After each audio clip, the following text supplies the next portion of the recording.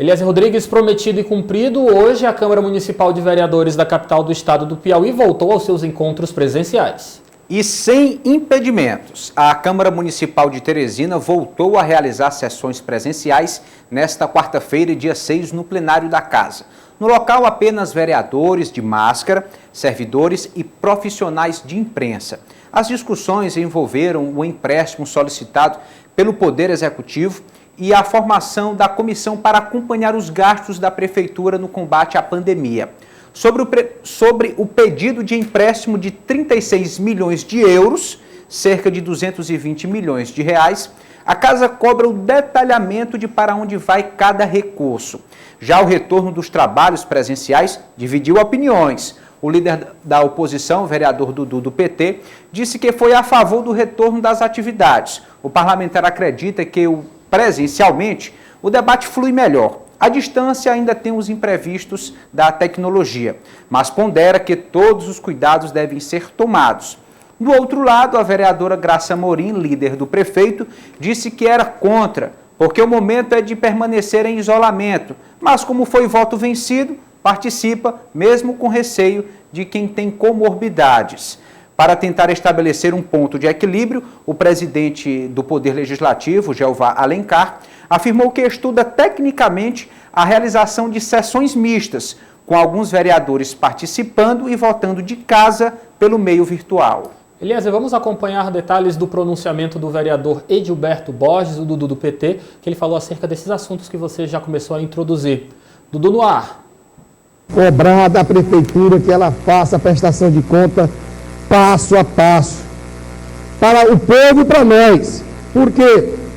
Porque eu digo que ao final dessa pandemia, o que nós destinamos para o combate dessa pandemia, a população tem o direito e nós temos o dever de demonstrar. Sou solidário a todas as ações, por isso que aqui sempre me posicionei favorável aos decretos municipais, ao estadual, para que a gente pudesse ter mais controle, e a única forma da gente diminuir o impacto dessa pandemia tendo controle da população e que ela possa ficar no isolamento. Mas nós não vamos aqui arredar, presidente Jeová, da posição de que nós precisamos ter a prestação de conta. Eu já pedi requerimento, quanto foi que nós gastamos com 100 mil cestas, quem foi a empresa que forneceu. Eu já pedi a prestação de conta de quanto se custou o hospital de campanha Pedro Baus, qual é a empresa. Eu, inclusive, destinei para o Pedro Baus agora 200 mil reais de emenda parlamentar que eu estava destinando para o HGV, mas conversando com o prefeito, ele sentiu a dificuldade de fazer essa transferência para o HGV e para o HPM, destinei lá para o Pedro Baus, para que a gente pudesse estar fazendo nosso papel aqui. E nesses dias, nesses meses, já destinei mais de 2 milhões de reais para o combate à pandemia, ao Covid-19. Tirando de obras, de bairros dessa cidade, de obras que o nosso mandato esteve fazendo compromisso com o povo, por entender que nesse momento de guerra, todos os esforços, todas as lutas são necessários unificarem para que a gente possa ter menos perca. Agora eu presto conta do que eu estou fazendo. E eu espero que a Prefeitura não utilize o artifício de que tem página no TCE, porque não é assim. Lembrando a você de casa, na realidade, te informando de que essas imagens que foram passadas agora foram cedidas pelo canal do YouTube da Câmara Municipal de Vereadores de Teresina. A vocês da Câmara, muito obrigado pela parceria e por essa colaboração com o Jornal Dia News. Eliezer Rodrigues, você está dando continuidade ao nosso projeto aqui desenvolvido pelo Jornal Dia News de conversar com todos os pré-candidatos que assim quiserem a Prefeitura Municipal de Teresina. Nós já começamos, vamos relembrar com o Dr. Pessoa, com Simone Pereira. Quem é o de hoje? Hoje nós conversamos com um pré-candidato que é defensor do isolamento social. Estou falando do deputado e pré-candidato a prefeito de Teresina, Fábio Novo, do PT. Ele confirma articulações políticas visando as eleições deste ano, mas, claro, à distância. Fábio Novo confirma ainda aliança com o Partido Solidariedade do deputado Evaldo Gomes. Vamos conferir a entrevista. Eu queria começar a nossa conversa sobre toda essa situação do coronavírus, essa crise que está, infelizmente, instalada. Gostaria de ter a sua percepção sobre o momento atual, o que é importante ponderar, priorizar, a sua visão como homem público nesse momento. É um momento muito difícil, né? Eu, particularmente, nunca tinha passado por uma situação como essa. É desafiador, é um momento que as pessoas precisam se reinventar por conta do isolamento social. Então, é um momento que mexe com tudo, sua rotina, que, na verdade, a rotina é totalmente quebrada, você não tem mais imagem que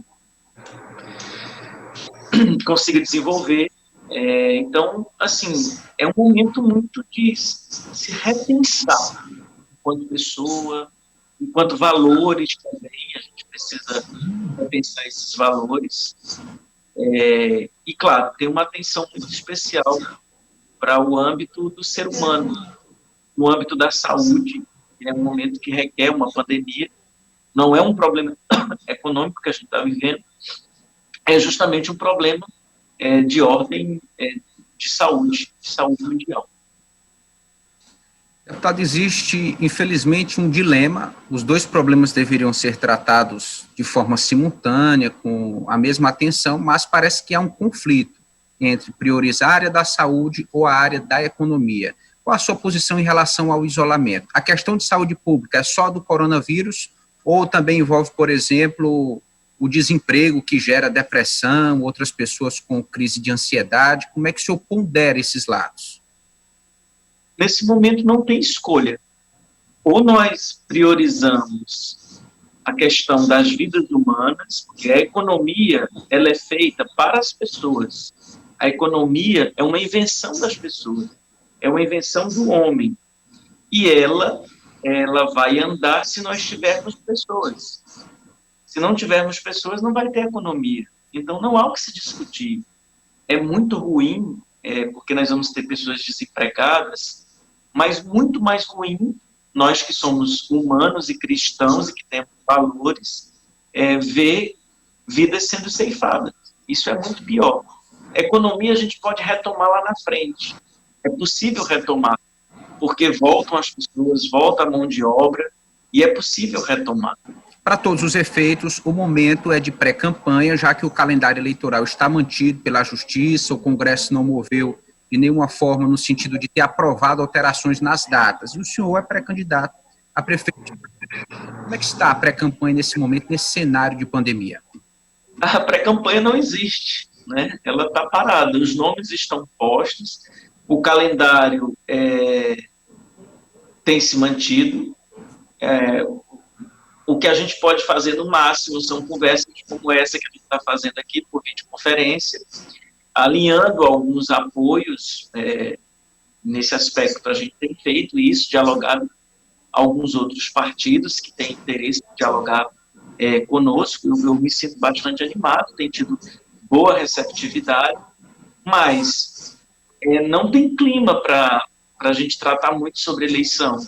Mas também a gente não pode deixar de tratar, como você falou, até porque o calendário não foi modificado. Para ser modificado, inclusive, é necessário que até o próximo mês de junho tenha sido aprovada uma mudança na Constituição. Isso é, inclusive, com quórum qualificado no Congresso. Eu não sei se a gente vai ter condição de aprovar isso. Ouvi essa semana o ministro Barroso, que assume o Ministério, aliás, o Tribunal Superior Eleitoral, a presidência do tribunal, agora no mês de maio, colocando da preocupação, mas o próprio ministro coloca que, no máximo, o que pode acontecer é adiar a votação do primeiro turno, que se defende uma tese para novembro, outra para dezembro, mas, em hipótese nenhuma, prorrogação de mandatos. Particularmente, sou contra também a prorrogação de mandatos, até porque a eleição é um momento muito rico da nossa democracia. É um momento que o povo brasileiro tem o direito, do mais pobre ao mais rico, a ter o mesmo valor de ir à urna para escolher os seus representantes. Isso é basilar, isso é um pilar muito forte da nossa democracia, que nós não podemos jogar fora. Na sua defesa, as eleições devem acontecer em 2020.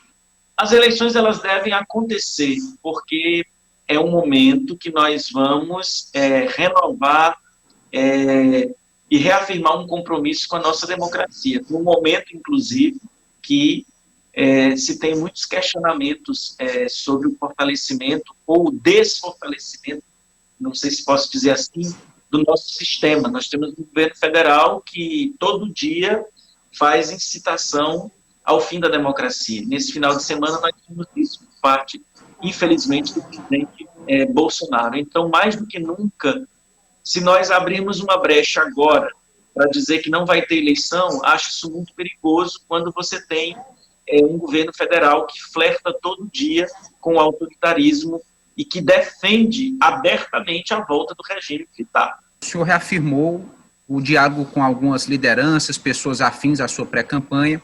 O Solidariedade, de fato, está fechado com o Partido dos Trabalhadores? Vai indicar o vice na sua chapa?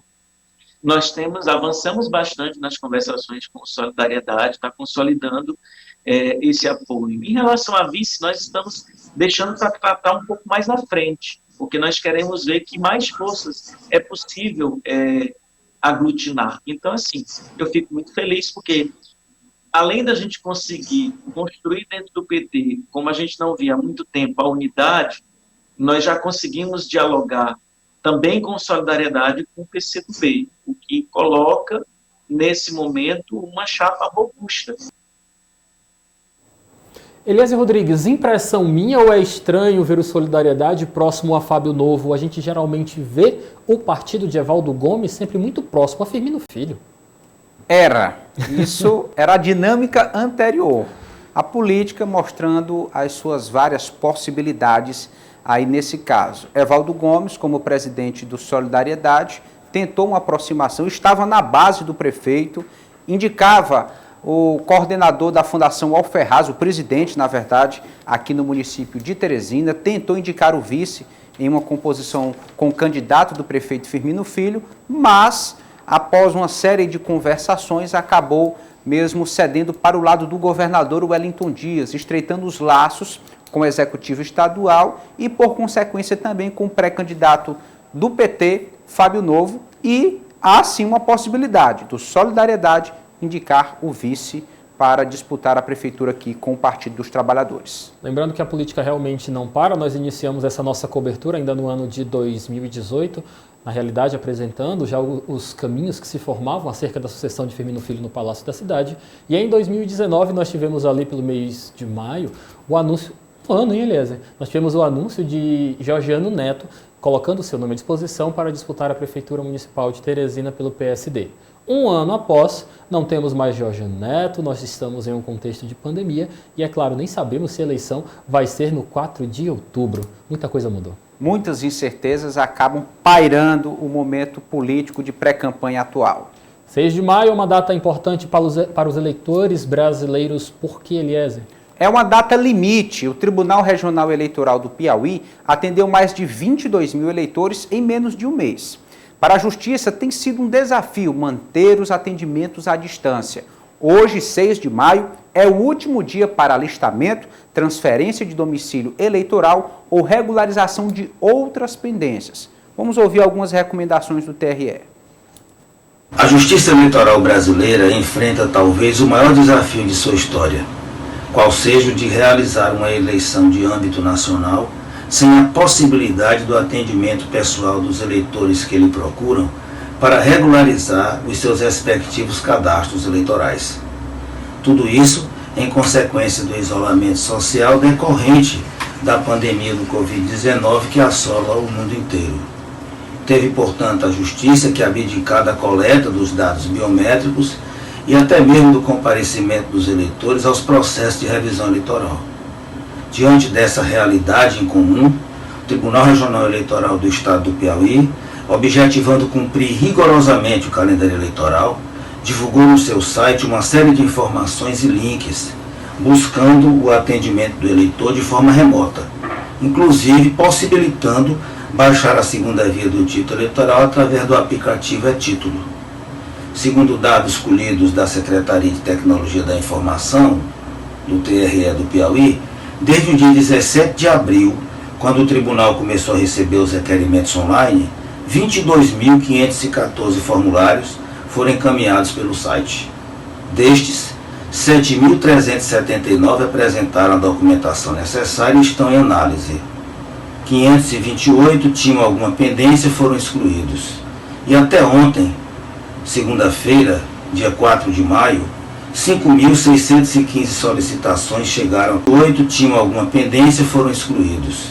E até ontem, segunda-feira, dia 4 de maio, 5.615 solicitações chegaram ao TRE. E esse número vem crescendo à medida que se aproxima o dia 6 de maio, quarta-feira, último dia para os requerimentos e final do alistamento eleitoral. Ainda dá tempo e é bom aproveitar. Eliezer, vamos encerrar a tua participação de hoje falando sobre uma questão que vem repercutindo a nível nacional, essa instabilidade no relacionamento do presidente do Brasil, Jair Bolsonaro, com a imprensa. Infelizmente, Lívio, o presidente Jair Bolsonaro mandou repórteres calarem a boca na manhã desta terça-feira, dia 5, quando foi questionado sobre as recentes mudanças na Polícia Federal. Bolsonaro ainda atacou a Folha de São Paulo, chamando o jornal de canalha, patife e mentiroso. Nomeado um dia antes, o novo diretor-geral da Polícia Federal, Rolando Souza, decidiu trocar a chefia da superintendência da PF no Rio de Janeiro. Carlos Henrique Oliveira, atual chefe da PF no estado, foi convidado para ser diretor executivo, 2 números a menos na hierarquia do órgão. Tássio Musi assumiu o comando da PF no estado. Durante a sua fala, Bolsonaro foi questionado por jornalistas se havia pedido a mudança na superintendência da PF no Rio. Foi aí que ele disse para os profissionais calarem a boca. Infelizmente, mais uma instabilidade registrada aqui em nosso país no meio desta convivência com a pandemia de coronavírus. Mais informações sobre esse assunto, sobre o mundo, você confere acessando o portal odia.com.